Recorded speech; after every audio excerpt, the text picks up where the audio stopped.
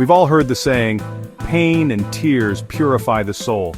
It's a comforting thought, the idea that our struggles somehow make us better. But is there any truth to it? Can we really find meaning in our suffering? The answer, like most things in life, is complicated. There's no scientific formula that proves pain equals growth. We can't measure the purification of our souls the way we can measure our heart rate, but deep down, many of us feel it. We sense that our trials, our heartbreaks, our moments of despair have the power to change us. This isn't about glorifying suffering, it's about acknowledging its power. Pain is a crucible. It melts us down, burns away impurities, and leaves us raw and exposed. What emerges from that fire is often stronger, more resilient, more beautiful than before. From a spiritual perspective, the idea of pain as a refining force is ancient and enduring. The Bible is full of stories about people who faced unimaginable suffering and emerged from the fire with a stronger faith. Think of Job, stripped of everything he held dear, yet refusing to curse God.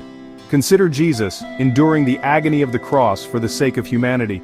These stories remind us that suffering is not a punishment, but a part of life's journey. Tears, too, are seen as sacred.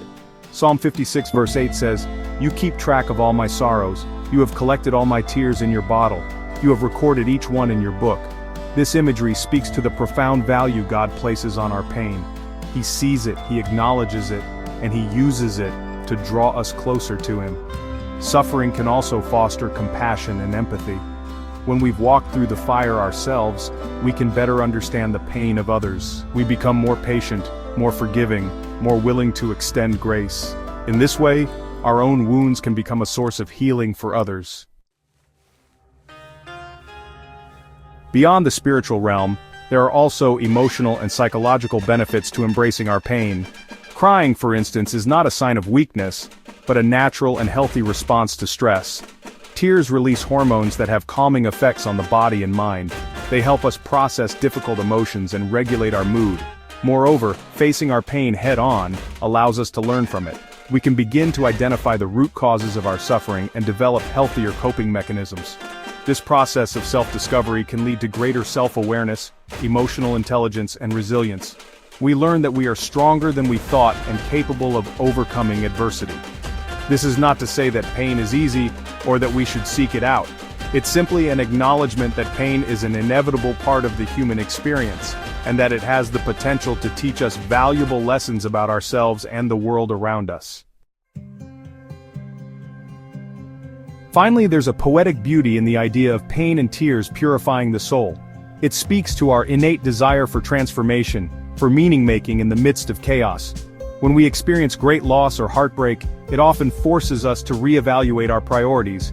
We realize what truly matters in life: love, connection, purpose, and we shed the things that no longer serve us. The process is rarely easy or straightforward.